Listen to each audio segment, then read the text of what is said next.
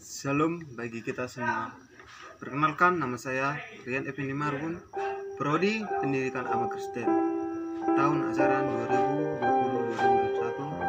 2020-2021 dengan NIM 2001011138. Di sini saya akan menjelaskan tentang kepemimpinan guru dalam pendidikan. Seorang pemimpin bisa dikatakan hampir seperti Superman. Ia perlu kombinasi antara kematangan pribadi dan penguasaan keterampilan profesionalnya sendiri. Tidak semua orang bisa memimpin tanpa bekal kemampuan untuk menjadi seorang pemimpin. Dan tidak semua pemimpin mampu memerankan kepemimpinannya sesuai dengan keinginan yang dipimpinnya. Pemimpin juga bisa berperan sebagai pelatih bagi bawahannya. Terbentuknya kesempatan untuk tumbuh, mencoba hal baru, mengasah kekuatan emosi lewat tugas yang gagal maupun berhasil. Menemukan talenta mengoptimalkan potensi itu akan membuat individu bahagia dan menarik hati karena merasa dirinya berarti. Begitupun kepemimpinan seorang guru dalam pendidikan sangat berpengaruh dalam menghasilkan output yang berprestasi, baik akademik maupun non-akademik. Sekarang ini, kiprah guru sebagai teladan seolah luluh oleh kegiatan anak didik, pengaruh teknologi, dan juga keapatisan guru. King Hajar Dewantara merupakan salah satu tokoh pendidikan yang merupakan salah satu contoh sosok yang berdedikasi sebagai guru, pendidik, pembimbing, dan pejuang yang hingga kini terus terpatri dan abadi di masyarakat Indonesia. Guru sebagai pendidik harus bisa menjadi pemimpin yang disukai, dipercaya, mampu membimbing, berkepribadian, serta abadi sepanjang masa. Sosok guru sebagai pembimbing dan motivator pun sangat berperan untuk kemajuan pendidikan. Sikap memberi dan mendahulukan kepentingan siswa atau umum menjadi teladan dan perilaku akan menjadikan panutan pengikut-pengikutnya atau siswa-siswi dengan sendirinya. Mereka sangat membutuhkan figur-figur seorang pemimpin yang bisa membentuk pribadinya menjadi lebih berguna dan dihargai sebagai pribadi yang utuh. Sebagai sosok yang disukai dan menyukai siswa, seorang guru secara fisik hendaknya bisa menyenangkan hati siswa. Ini bisa dimulai dari cara berpakaian, berbicara, dan tidak pelit bercanda ria. Dalam pembelajaran di kelas, jangan sungkan-sungkan memberikan pujian, penghargaan untuk merangsang kemajuan belajarnya sampai siswa itu benar-benar berharga dan bermanfaat bagi dirinya maupun teman-temannya. Sebagai guru harus jeli apa yang digunakan anak didiknya dan tidak pelit terhadap maksiat. Selain itu, pemimpin yang hampir sempurna adalah pemimpin yang berkepribadian yang baik, mampu mengenal dirinya sendiri, karena dengan mengenal kekurangan-kekurangannya, pasti kita akan mampu memperbaikinya dan menyadarinya sehingga mau menerima masukan dan kritikan. Terus belajar dan mengenal kelebihan dirinya serta mampu mentransfer ilmunya kepada anak didiknya sebagai generasi akan lebih baik dan sukses. Menahan nafsu pun tidak kalah penting dalam mewujudkan guru yang berkepentingan baik, bersikap demokrasi, tidak sewenang-wenang karena merasa lebih pintar, lebih tua dan berpengalaman. Semua telah membaca makalamnya. Sebagai guru, lebih menyadari dan dapat memotivasi lebih bisa dan menyikapi masalah yang dihadapi siswa-siswi. Cukup banyak definisi kepemimpinan yang bisa kita dapatkan di berbagai literatur. Menurut Stoner dan Freeman, kepemimpinan ialah proses mengarahkan dan mempengaruhi aktivitas-aktivitas yang ada hubungannya dengan pekerjaan terhadap para anggota kelompok. Sedangkan menurut Bartol dan Martin menyatakan bahwa kepemimpinan adalah proses mempengaruhi orang lain tentang pencapaian prestasi ke arah tujuan organisasi. Faktor yang mempengaruhi kepemimpinan. Berdasarkan formula Kelsey dan Blackhart membagi dua faktor besar yang mempengaruhi kepemimpinan, yaitu faktor internal dan faktor eksternal. Faktor internal. Sebagai seorang pribadi, pemimpin tentu memiliki karakter yang unik, membedakan dengan orang lain. Keunikan itu tentu akan berpengaruh pada pandangan dan cara ia memimpin. Ada karakter bawaan yang menjadi ciri pemimpin sebagai individu. Ada kompetensi yang terbentuk melalui proses pematangan dan pendidikan. Faktor internal. Faktor eksternal menurut formula RC dan Blackhart adalah faktor bawaan dan situasi. Faktor ini tentu akan menentukan bagaimana pemimpin mengatur dan mempengaruhinya. Jika bawaannya adalah siswa, maka pemimpin akan menjalankan pola kepemimpinan sesuai dengan karakter siswa. Faktor eksternal lain adalah faktor situasi. Situasi ini akan berkaitan dengan aspek waktu, tempat, tujuan, dan karakteristik organisasi. Unsur-unsur kepemimpinan. 1. Unsur manusia, yaitu manusia sebagai pemimpin atau mereka yang dipimpin. Bagaimana hubungan antara mereka itu di dalam situasi kepemimpinan, bagaimana sifat seseorang pemimpin, dan syarat-syarat kepemimpinan itu tanpa melupakan bagaimana seharusnya memperlakukan manusia itu sebagai manusia. 2. Unsur sarana, yaitu merupakan segala macam prinsip dan teknik kepemimpinan yang dipakai dalam pelaksanaannya, termasuk bekal pengetahuan dan pengalaman yang menyangkut masalah itu sendiri dan kelompok manusia.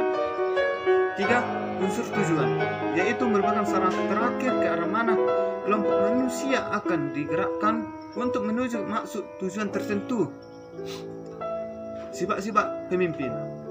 1. Cakap. Cakap di sini dalam pengertian luas, bukan saja ahli atau kemahiran teknik dalam satu bidang tertentu, melainkan meliputi hal yang bersifat abstrak, inisiatif, konsepsi, perencanaan, dan sebagainya. Seorang pemimpin harus memiliki ketajaman berpikir yang kritis dan rasional. 2. Kepercayaan. Menurut Lenbon, seorang pemimpin harus memiliki keyakinan yang kuat, percaya akan kebenaran tujuannya, percaya kemampuannya, sebaliknya harus mendapat kepercayaan dari pengikutnya. 3. Rasa tanggung jawab. Sifat itu penting sekali, sebab manakala seorang pemimpin tidak memiliki rasa tanggung jawab, ia akan mudah bertindak sewenang-wenang terhadap kelompoknya. 4. Berani. Berani dalam arti karena benar dan perhitungan. Lebih dalam saat yang kritis dan menentukan, pemimpin harus tegas, berani mengambil keputusan dengan konsekuen, dan tidak boleh ragu-ragu. 5. Tangkas dan ulet. Pemikiran seorang pemimpin harus luas. Ia berpandangan jauh ke depan, harus dapat membedakan mana das Sein, mana das Sollen, terutama dalam merumuskan strategi atau menggariskan suatu taktik. Klasifikasi kepemimpinan. 1. Kepemimpinan otoriter. Pemimpin ini menentukan segala-galanya. Semua aktivitas kelompok dijalankan atas instruksi. Pemimpin mengatur dan mendikte anggota. Anggota hanya sebagai pelaksana perintah pemimpin. Anggota tidak pernah satu rencana yang akan dijalankan oleh kelompok-kelompok. Kedudukan pemimpin seolah-olah terpisah dari yang dipimpin, sebab pemimpin berhubungan dengan anggota pada saat memberikan instruksi atau perintah. Pemimpin yang otoriter memiliki kekuatan yang absolut, berbeda dengan pemimpin demokrasi. 2. Kepemimpinan demokrasi. Di sini ada kerjasama antara pemimpin dan anggotanya. Semua kelompok dijalankan atas keputusan bersama. Semua perencanaan dan langkah-langkah pekerja ditentukan secara musyawarah. Pemimpin menempatkan anggota sebagai kawan dan bukan sebagai orang yang dipekerjakan. Tugas dan kewajiban dijalankan bersama-sama dengan pemimpin. Pemimpin demokratis berusaha menampilkan keterlibatan dan keikutsertaan yang maksimum dari setiap anggota dalam kegiatan kelompok dan dalam menentukan tujuan kelompok. Ia berusaha membagi tanggung jawab bila dibandingkan dengan kepemimpinan otoriter yang cenderung sebagai diktator. Pemimpin demokratik melayani sebagai wakil kelompok. 3. Kepemimpinan liberal. Pemimpin klasik tidak terprovokasi dengan kegiatan kelompok. Ia berada di luar kelompok. Pemimpin tidak memimpin, tetapi melepaskan anggota. Tidak pernah menegur kesalahan anggotanya, tetapi salah bersikap. Gaya kepemimpinan guru. Sekolah dan kelas adalah sebuah organisasi di mana adalah sebagai pemimpin. Guru berkewajiban mengadakan surprise atau kegiatan belajar murid, membuat rencana pengajaran bagi kelas, mengadakan manajemen belajar sebaik-baiknya, melakukan manajemen kelas, mengatur disiplin kelas secara demokratis. Menurut Ahmad Rohani, gaya atau tipe kepemimpinan guru ada 3, yaitu 1. Otoriter. Dengan gaya kepemimpinan otoriter, guru peserta didik hanya akan aktif kalau ada guru, dan kalau guru tidak mengawasi semua aktivitas menjadi menurun. Aktivitas proses belajar harus tergantung pada guru menentukan gaya perhatian guru. 2. Laissez-faire. Gaya kepemimpinan yang laissez-faire biasanya tidak produktif walaupun ada pemimpin. Kalau guru adalah peserta didik, lebih baik melakukan kegiatan sebagai yang diperhatikan. Dalam kepemimpinan ini biasanya aktivitas pendidikan lebih produktif kalau gurunya tidak ada. 3. Demokrasi. Gaya kepemimpinan ini demi memungkinkan terbinanya sikap persahabatan guru dan peserta didik dengan rasa saling memahami dan saling percaya. Peserta didik akan belajar serta produktif baik pada saat dewasa maupun tanpa dewasa pun. Fungsi kepemimpinan. Knecht dan Cornfeld dan Blackley menyebutkan fungsi pemimpin sangat kompleks. 1. Pemimpin adalah eksekutif. 2. Pemimpin sebagai perencanaan.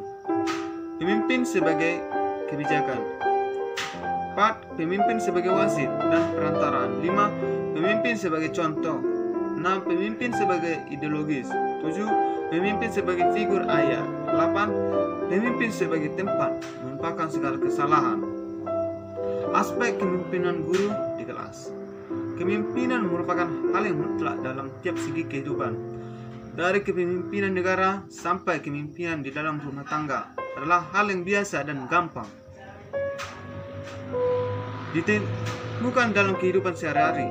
Tapi di sekolah, walaupun sudah jelas ada jabatan kepala sekolah serta sederet jabatan lain yang intinya adalah pemimpin para guru, namun guru sebagai individu tidak bisa, harus juga punya aspek kepemimpinan diantaranya. 1. Menumbuhkan dan menyuburkan suasana mencari ilmu di kelas. Guru dibutuhkan perannya agar siswa menguasai subjek yang diajarkan, mempunyai inisiatif dalam mencari pengetahuan di luar yang diajarkan, serta berpikir kritis dan analis. 2. Mengambil hati dan pikiran pribadi-pribadi yang ada di sekitarnya. Mudah sekali memimpin siswa di kelas jika kita sudah bisa mengambil hati serta membawa pikiran siswa di kelas. Sebenarnya tidak mudah membaca pikiran siswa karena memerlukan pembiasaan memilih apa yang tersirat. 3. Bermitra dalam bekerja dengan orang lain. Dalam mengajar sebuah kelas, guru pasti tidak sendiri. Ada banyak pihak yang ada di sekeliling lingkup pekerjaannya sebagai pendidik. Ada kepala sekolah, rekan sesama guru, administrasi, dan pihak lain yang jika tidak diperlakukan sebagai tim akan menimbulkan masalah di kemudian hari. mau mengerti diri sendiri dan orang lain. Banyak guru yang mengalami tekanan pekerjaan karena kurang berorientasi pada diri sendiri. Sikap berorientasi pada diri sendiri bukan berarti egois, tetapi lebih kepada upaya menggali apa yang menjadi potensi orang-orang di sekitar sambil menghormati diri kita sendiri. Teknik-teknik dalam memimpin. 1. Stimulations. Metode ini mengutamakan pengarahan dengan menstimulir masyarakat agar masyarakat sadar akan apa yang dijalankan oleh pemimpin. Cara semacam ini bersifat menstimulasi atau merangsang subjek. 2. Persuasion. Di sini biasanya menggunakan propaganda, sehingga kadang-kadang ada unsur yang menggambarkan keadaan agak berbeda, suatu keadaan lebih baik dengan kenyataan. 3. Paksaan. Di sini menggunakan kekuatan dalam arti dengan kekerasan atau paksaan. Metode ini biasanya dipakai bila masyarakat belum memiliki kesadaran terhadap usaha yang dijalankan dan sifat segera. Demikianlah hasil pemaparan saya tentang